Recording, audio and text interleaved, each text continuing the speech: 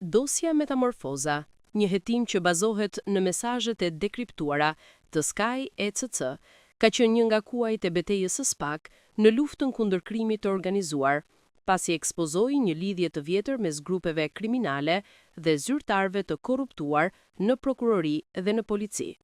Në vitin 2023, Metamorfoza u shfaq si një operacion i jashtëzakonshëm. Goditja e parë e madhe në Shqipëri e bazuar mbi komunikimet e dekoduara të Sky ECC dhe EncroChat, një dosje që shihej edhe si merit e drejtësisë së re. Por, vendimi i sotëm i gjykatës së posaçme mbylli në heshtje atë që SPAK e kishte nisur me zhurmë, për 5 nga 7 të pandehurit të dosjes, për të cilët dënimet ishin më të ulët nga sa kishin nisur hetimet. Në fund të seancës, trupa gjykuese dënoi Behar Brajović, Bajri, me 8 vite e 8 muaj burg, Edmond Prekën me 7 vite, Astmer Bilalin me 5 vite e 8 muaj, i shefin e operacionales Oltjon Bistrin me 2 vite burg për zbulim të akteve sekrete dhe ish prokurorin e Kukësit Xhevahir Litan me 3 vite e 4 muaj burg për korrupsion dhe zbulim të akteve sekrete. 2 të fundit, ish polici dhe ish prokurori, dolën të lirë nga salla, pasi dënimi konsiderohet i shlyer me kohën e paraburgimit. Këto masa janë dukshëm më të ulta se sa kërkesat fillestare të SPAK dhe pesha penale e dosjes është zbehur ndjeshëm në raport me ato që u reklamua publikisht si një gjyq i madh i Sky ECC. Gjykimi për biznesmenin Pëllum Gjoka dhe ish zyrtarin e policisë Ardit Hasanbegaj është veçuar dhe pritet të përfundojë me një vendim të ndarë.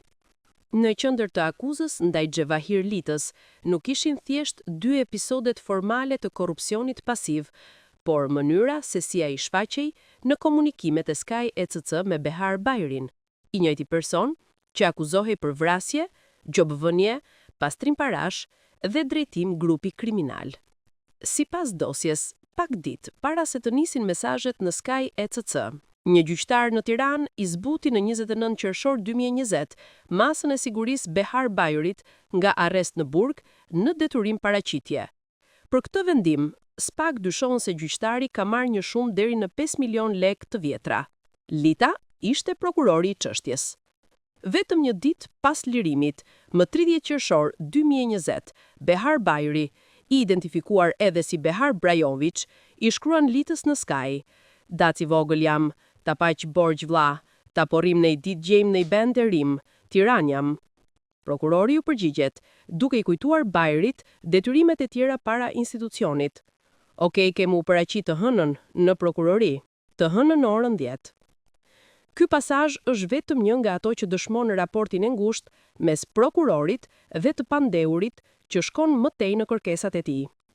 Biseda rëndohet kur tema kalon tek problemi i vëllait të tij, Enver Bajrit, i cili ndodhej në të njëjtën dosje penale dhe ishte në kërkim ndërkombëtar. Pikërisht aty shfaqet oferta e 100.000 eurosh që Behar Bajri i bën Litës për ta ndarë me gjyqtarin. "Zotni, 100.000 euro i ka të mi kyn edhe për vllan, edhe të mijat edhe ndaj ti me te aça dush, kur dush, dhe 100.000 euro i ke kur dush. Rregulloj vetë me të ti, po du si mos na çaj nesër kush kën me na këto histori. Fol me të vetë, nuk ke pun me kën, na e kena drejt për drejt bashk me kën."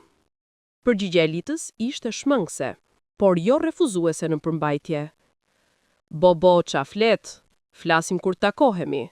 I kore mos fol ashtu, bo si fliske ti." Edhe më pas, a i jep një udhëzim tipik për një person që e kupton se mesazhet janë prova në gjykat. "E fshi këto mesazhet e sotme se ja kemi futur kot. Fshi tani në moment se haron."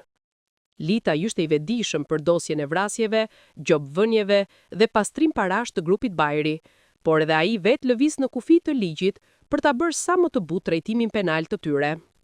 Në fund të gjykimit, provat u kthyen në një dënim relativisht të ulët, 5 vite në total të reduktuara në 3 vite e 4 muaj, dhe Lita doli lirë nga salla me argumentin se e kishte shlyer dënimin në paraburgim. Oltjon Bistri është ndër oficerët më të lartë të policisë që prekën nga Metamorfoza.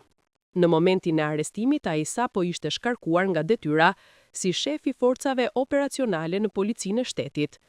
Më herët, kishte qenë drejtor policie në Lezhë drejtor në Durrës dhe shef i komisariatit numër 2 në Tiranë. Forcat operacionale, të cilat ai drejtoi deri pak ditë para prangave, janë ndër strukturat më të rëndësishme operative, përfshirë përgjimet ambientale dhe zbatimin në terren të urdhrave të prokurorisë. Pikërisht në këtë pikë, roli i tij bëhet problematik. Nga personi që duhet të zbatoj ligjin, Bistri doli në skenë si garanti i kazinove të pëllum gjokës në Tiranë, në këmbgim të ryshfetit.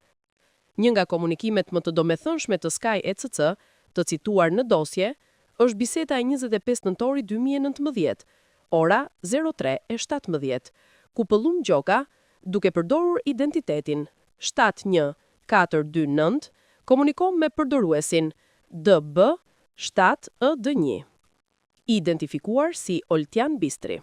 Në dosje shkruhet: më datë 25 nëntor 2019, ora 03:17, shtetasi pëllum gjoka duke përdorur 71429 komunikon me përdoruesin DB7ED1, identifikuar si Oltjan Bistri. Ky fundit i shkruan: ai tek Xhevahir kishte thënë, ka 25 kompjutera e një rulet. Ju kishte thënë do e filmoj t'ja sjell edhe dua 1 milion lek për informacionin. I gjendo cili është?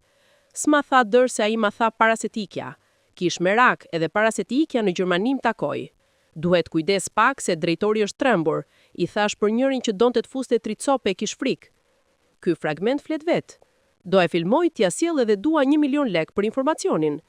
Një zyrtar tjetër i policisë, ti përmendur prej Bistrit, kërkon shpërblim për t'i sjellë gjokës informacion operativ, duke i kujtuar se duhet kujdes pak se drejtori është trembur. Emri Bistrit u identifikua fal dekodimit nga autoritetet belgjike e hollandeze të komunikimeve përmes EncroChat dhe Sky ECC, që ju dorëzuan SPAK. Hetimet ndaj tij u mbyllën me 3 akuza: korrupsion pasiv, zbulim të akteve të dhënave sekrete dhe pastrim të produkteve të veprës penale.